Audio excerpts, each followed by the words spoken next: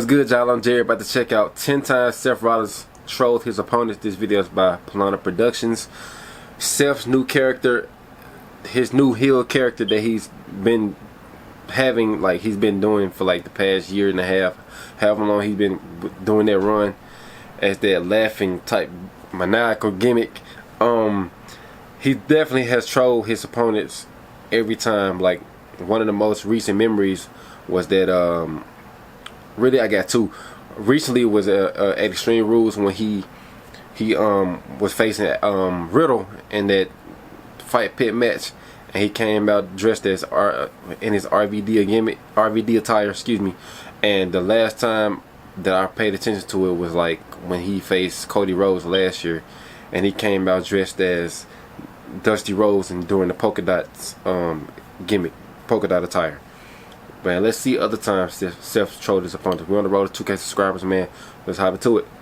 Seth Rollins' whole gimmick has been based on him acting as a menace to the wrestling community. Yeah. Whether that's playing mind games with his opponents, He been laughing a lot.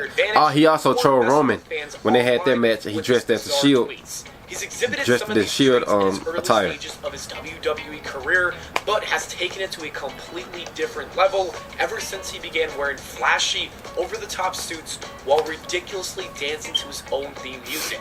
The comedic character work he's been putting out has been top tier, easily the best any wrestler currently has to offer, so it would be a disservice not to acknowledge it. Thus, for this video, we're going to take a look at 10 times Seth Rollins has trolled either his fellow wrestlers or WWE fans. Number 10, mystery opponent tweets. Cody returning to go up against Rollins at WrestleMania may go down as the worst kept secret in the WWE, but thankfully we had someone who went all out to keep the mystery alive.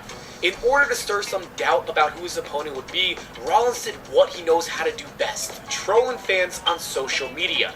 He began tweeting out GIFs of wrestlers who were highly unlikely to be his mystery opponent, but still had somewhat of a possibility, such as Veer, Shane McMahon, Mustafa Ali, and John Cena. Then he slowly progressed into GIFs of wrestlers who had absolutely no chance of facing him, such as Bayley, Marco Stunt, Scott Steiner, and Asuka. Heck, this man even put up a post of Will Smith in the height of his Oscar controversy.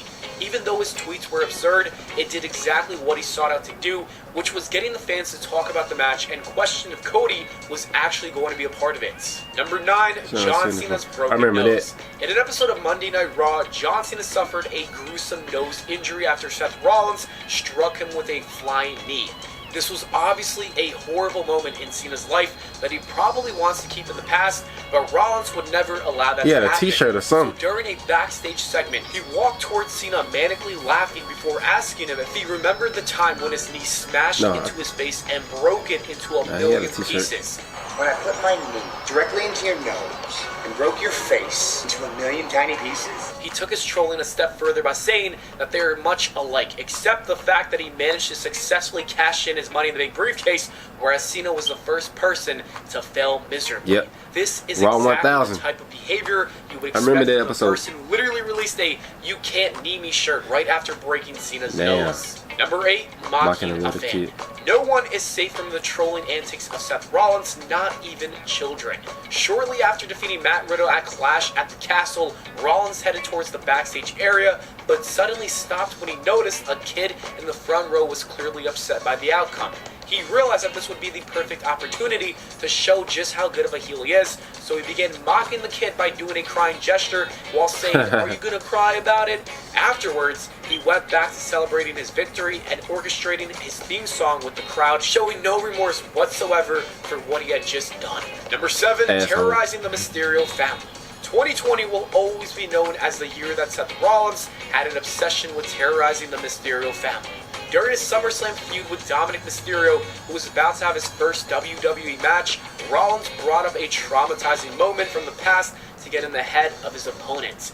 He tweeted out a photo of Dominic when he was just a child stuck in the middle of a rivalry involving Rey Mysterio and Eddie Guerrero battling each other for custody. That storyline was Scared crazy. young Dominic was a photoshopped image of Rollins who had a wicked smile on his face, resembling a villain you'd expect to see in the pages of a comic book. Even more perfect than the photo was the caption, which read, "The biggest decision in this young man's life. This SummerSlam he'll have to fight for himself." Damn. The trolling did not stop there.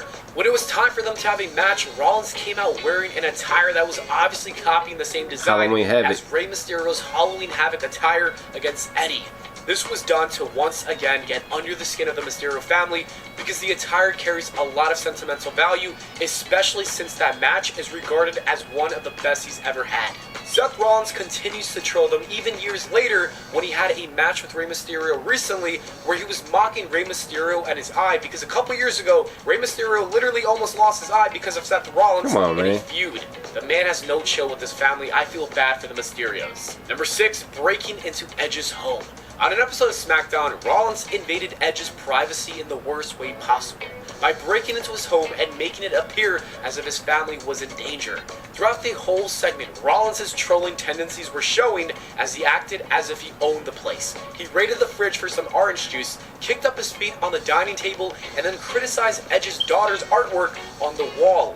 He insulted them by saying that he knew that they were still very young, but they shouldn't expect to have a future career in the arts. He kept going on with the trolls as he looked up at the family photo and said that his daughter should be grateful that they look like Beth and not Finally, it ended with him comfortably sprawled out on Edge's love seat, eating an apple on one hand and turning the fireplace on with the other, claiming that he could stay here all night long. Beth Phoenix recently tweeted about this by saying, "1 year ago, Rollins ate my apple, and I really wanted that apple." Damn. Rollins replied by trolling and saying it's the best apple he's ever ever eaten. The man does not miss. That's Number 5, crazy. name botch. This one wasn't actually directed towards a particular fan or wrestler, but it was too hilarious to exclude from the list. Wrestlers experiencing a name change became quite common under the leadership of Vince McMahon, and Seth Rollins was not an exception to this. For some reason, Vince thought it would be necessary to add freakin' in the middle of his name, leading to a house show completely butchering it up. When advertising a match he had against Cody Rhodes, he was mistakenly referred to as Seth Franklin Rollins, which was That's quickly crazy. joked about by fans all over social media, and he decided to play along with the fans by changing his Twitter handle to Seth Franklin Rollins. This goes to show that he's capable of taking any situation. Well, he a good sport about that. Anybody else would have probably got mad. Number 4, Dusty's attire. The trilogy of matches between Seth Rollins and Cody Rhodes That was a Hell in a Cell. the grandest trolling scheme of them all. At the Hell in a Cell, Rollins took off his robe to reveal that he was wearing a black and yellow polka dot gear, which was clearly inspired from Dusty Rhodes' famous look. This was the ultimate form of disrespect because it was done out of spite rather than to honor the legacy he left behind. Damn. The match was difficult enough for Cody because he had to deal with the physical pain of tearing a pec, and now he also had to deal with the psychological pain of watching the man he's feuding with dress up as his dad. At the end of the day, though, Cody came out of the match Cody kicked victorious, his ass. proving that trolling doesn't always work in Rollins' favor. Number 3, Young the Young Bucks Bucks copycat tweets. Everyone wants to have a piece of Seth Rollins' drip, even those who belong to a different wrestling promotion. The Young Bucks followed in the footsteps of Rollins by developing an extravagant fashion sense after turning heel. They were later accused of being unoriginal for wearing black leather jackets with fur collars, which is exactly what Rollins started to wear during his Monday Night Messiah gimmick. Surprisingly, this wasn't even the first time they blatantly copied his style. In the AEW Dynamite special, The House Always Wins, the Young Bucks I ain't came gonna out lie. wearing Rollins' signature red I wouldn't leather even jacket, get mad which at was that. a perfect match all the way down to the black fur collar. Of course, Rollins couldn't continue to ignore this, so he trolled them for being copycats. He posted a sarcastic tweet that read, "Congratulations to my jacket on its successful trip through the forbidden door." As you can see, he handled the situation with humor rather than bitterness, I wouldn't making even him get mad. a true professional. Number 2, Matt Riddle's personal life. There comes like a how time he when handled trolling gets taken too far, evolving from harmless jokes to sickening comments about one's family, and this example perfectly demonstrates that. On an episode of Raw, Rollins and Riddle had a sit-down interview to promote their match at Clash at the Castle, and it quickly escalated. It all began with Rollins acting like his typical self, wickedly laughing as he says that Riddle is not on his level. Then it took an unexpected turn after Riddle claimed that there was only one man in his relationship, referring to Becky Lynch. Rollins' attitude completely shifted after that comment, and his eyes darkened as he said, Talk about your family. Oh, wait, you ain't got one because your wife divorced you and took your kids and they don't want to see you. Oh. Huh? This feud went from Rollins mocking Riddle for using phrases like bro and dude to bringing up personal details about his life, showing exactly how dangerous trolling can become. And number 1, the Shield attire. In his Royal Rumble match against Roman Reigns, Rollins surprised everyone by taking a trip down memory lane. When it was time for that was a classic right there. The iconic opening of the Shield theme song began playing, and the camera immediately scanned the crowd to show Rollins coming out with the black riot gear. He had a smirk plastered on his face because he knew this would remind Roman Reigns of all the moments they shared together during the Shield era, including the time Rollins stabbed him in the back and hit him with a steel chair. If this wasn't bad enough, Rollins even hit him with the Shield bomb through the announcer's table during the match. He was successful in a sense because he did get in the head of his opponent, but it was at his own expense because Roman refused to let go of a submission hold on Rollins, ending the match in a disqualification. Anyways, that is it for the video, guys. Thanks for watching. I hope y'all enjoyed. If you did, make sure to leave a like and subscribe, and I'll see you all. Alright, y'all. Let me know what y'all thought of my reaction to this video, the video in total. I'll see y'all next time. Like, comment, subscribe. We're on the road to 2K subscribers, man. So get me up there. I'm out. Peace.